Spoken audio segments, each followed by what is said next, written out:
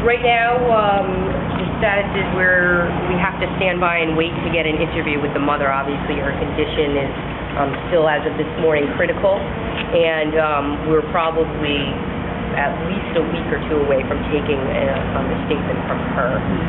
As of right now, we're still doing background on the investigation and probably do a second interview with the 12-year-old. It sounds like, though, from the police report, you got some additional information right there, even though it was chaotic from them. We were able to, after the medical assistance was given, the detectives were actually able to come back here and sit down and talk to the 12-year-old to kind of sort out the situation. Yeah. Is there a separate investigation due to the 12-year-old's allegation? There's just one investigation. It all is it's just one investigation. So tell us, what's your feeling on the 911 case? Pretty rough? Yeah, I actually got a chance to listen to them.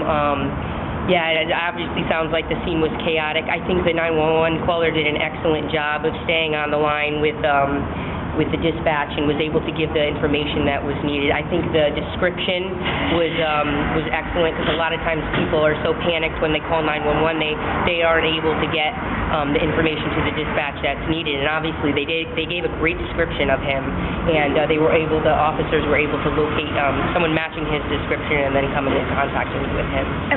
Where is the case right now? The case is just where you guys know it is. He was arraigned at court, and that's really where it stands. Have they given any sense of the prognosis on the mom? We just got from the information from the hospital that she is in critical. She's still intubated, and she's sedated, so we're unable to get a statement from her. Are you confident she's going to survive?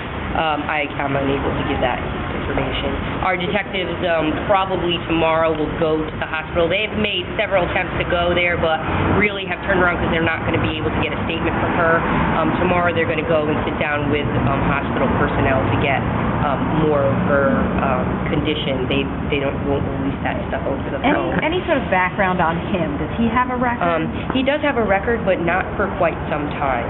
So domestic violence? I'm really not sure of the actual charges, but it appears as though he hasn't been arrested since 1999. Have you ever gone to that location before for domestic? No.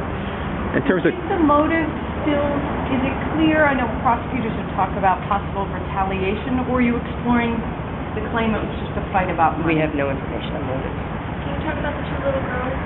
Who they're with, how they're doing? Yeah. As far as we know, they're doing well. DCF is involved in the case. We're working hand in hand with DCF.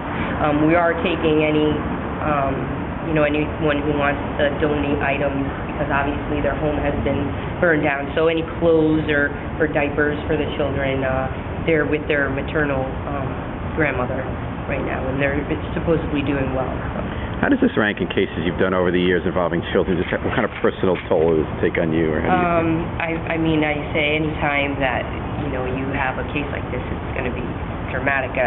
Few and far between this has happened. Obviously, our department gets over 4,000 domestic calls a year. This is one of the worst that probably I've ever heard of. Any percentage of burns that we know are covered by that information? No. You said the 911 caller did a really good job. How important do you think that 911 call was in getting people to dispatch?